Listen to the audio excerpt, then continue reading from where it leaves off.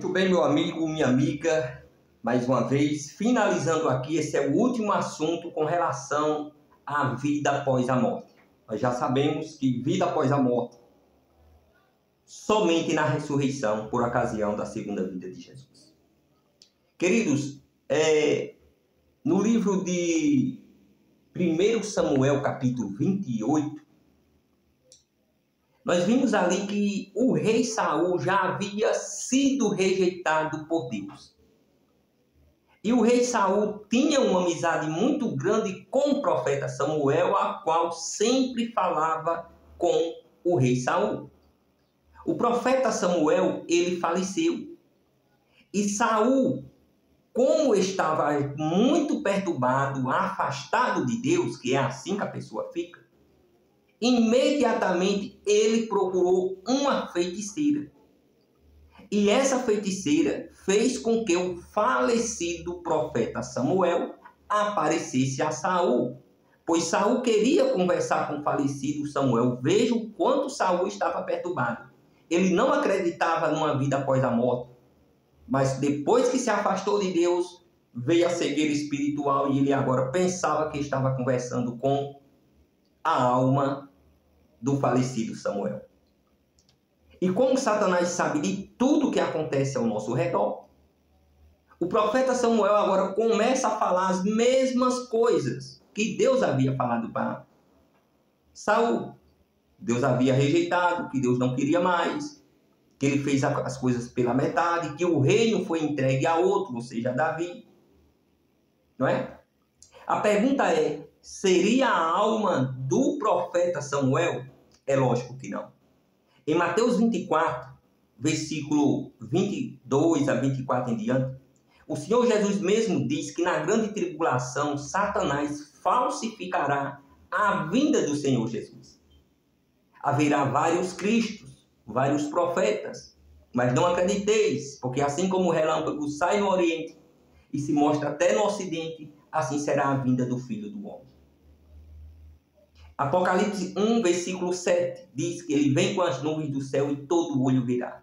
Mas quando Satanás falsificar a vinda de Jesus, somente se ele aparecer numa cidade, somente aquela cidade vai ver.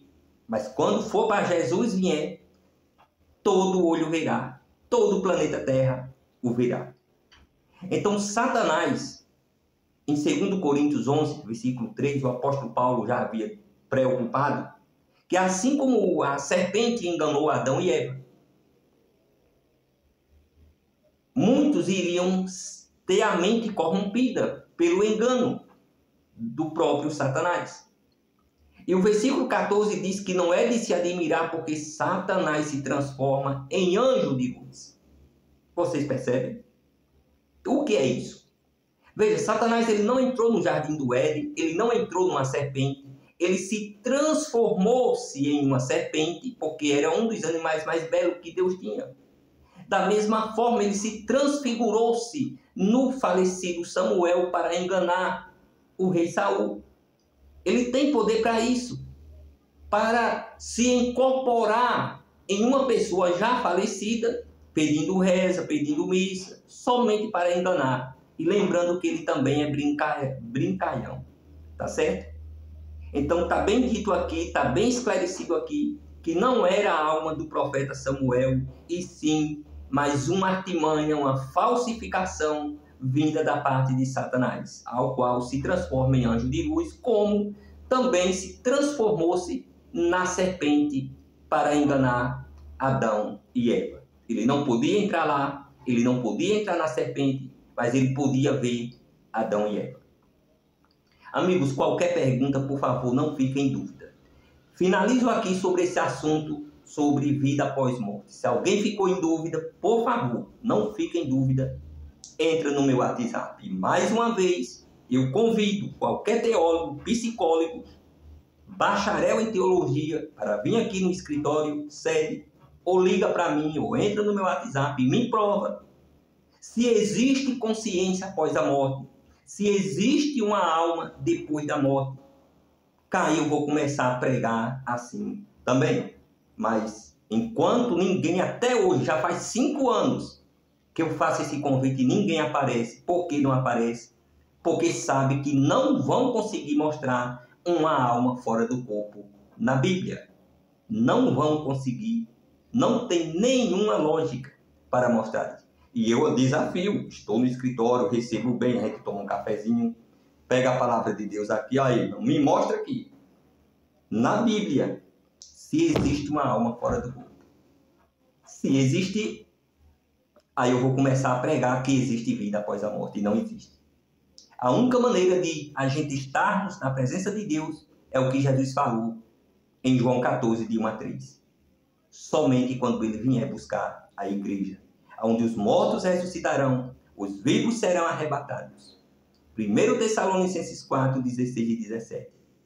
Ao soar da última trombeta, os mortos ressuscitarão e os vivos serão arrebatados. Aí sim estaremos para sempre com o Senhor. João capítulo 11 fala da morte de Lázaro. E Jesus comparou a morte com um sono. Agora eu pergunto a você. Quando você está dormindo, você sabe o que acontece em sua volta? Não. Então a morte é um sono profundo. Sem sonhos. Não importa quanto tempo a pessoa está lá na sepultura. Quando Jesus voltar, quando essa pessoa abrir os olhos, essa pessoa não vai ter noção de quanto tempo passou, né, na sepultura. Fique com Deus, que Jesus abençoe a vida de todos. Qualquer coisa, não fique em dúvida, entra no meu WhatsApp. Fica com Deus.